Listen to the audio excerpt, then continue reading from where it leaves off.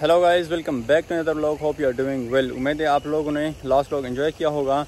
मुझे आप लोगों ने कमेंट्स किए थे कि क्या चाइना में हम पार्ट टाइम जॉब कर सकते हैं अपनी स्टडीज़ के साथ, ताकि हम अपने एक्सपेंसेस को अफोर्ड कर सकें। तो इसी वीडियो में मैं सारा डिटेल से आप लोगों के साथ शेयर करता हूँ। इस तरह है कि चाइना के अंदर आपको स्कॉलरशिप्स बहुत ज़्यादा मिल जाते हैं।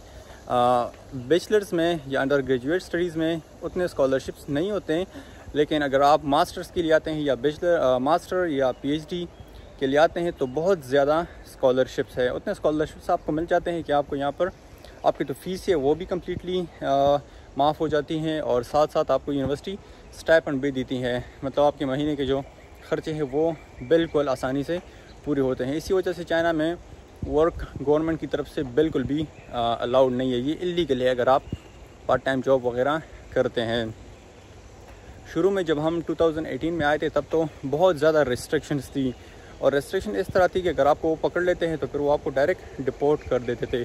क्योंकि जब हम यूनिवर्सिटी कॉलेज में एंटर हो गए तो फिर जो एग्ज़िट एंट्री ब्यूरो है उसके ऑफिसर आए थे और उन्होंने हमें लेक्चर दिया था ब्रीफली कि आप यहाँ पर इस तरह की एक्टिविटीज़ से दूर रहें। तो ये बड़ा प्रॉब्लम भी होता है बहुत सारे लोगों के लिए, क्योंकि यहाँ पर अगर आप पार्ट टाइम जॉब कर सकते हैं, अलाउ हो गवर्नमेंट की तरफ से, तो बड़े आसानी से बहुत सारे पैसे आप कमा सकते हैं, क्योंकि सैलरीज तो बड़ी अच्छी हैं यहाँ पे। तो इस तरह भी है कि बहुत सारी यूनिवर्सिटीज़ अपने स्टूडेंट्स को ये मौका दे देती है, या अगर आप अपनी यूनिवर्सिटी से पता भी कर सकते हैं कि आप इस तरह कर सकते हैं कि यूनिवर्सिटी आपको वीज़ा दे देती हैं, वर्क एंड स्टडी वीज़ा, जिसके ऊपर आप पार्ट टाइम काम कर सकते हैं।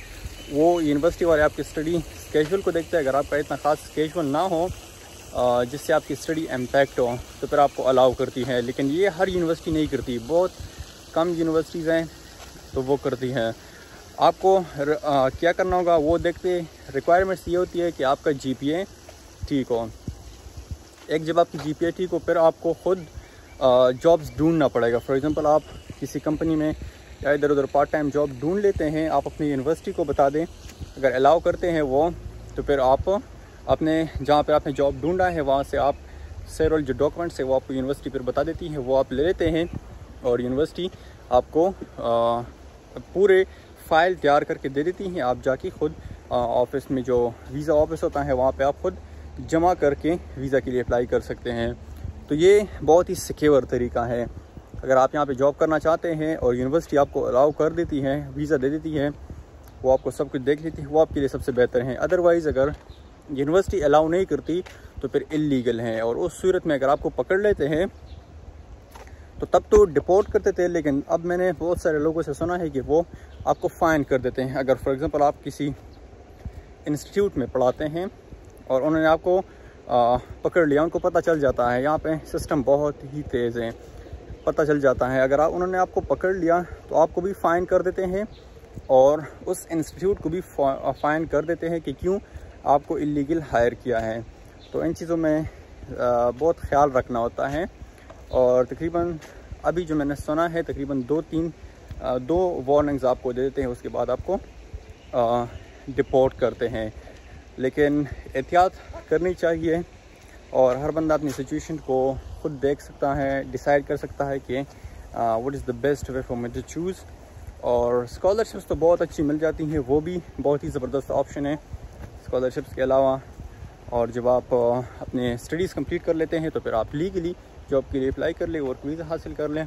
तो दैट्स इट। उम्मीद है ये शॉर्ट वीडियो मैंने अपने एक्सपीरियंस से आपको बता दिया है, और उम्मीद है ये आप लोगों ने पसंद किया हो। इसके अलावा जो भी आप क्वेश्चंस हो या जो भी हो तो आप मुझे ज़रूर कमेंट में बता सकते हैं। Thank you so much guys. पसंद आए तो सब्सक्राइब ज़रूर करें, and see you in the next vlog.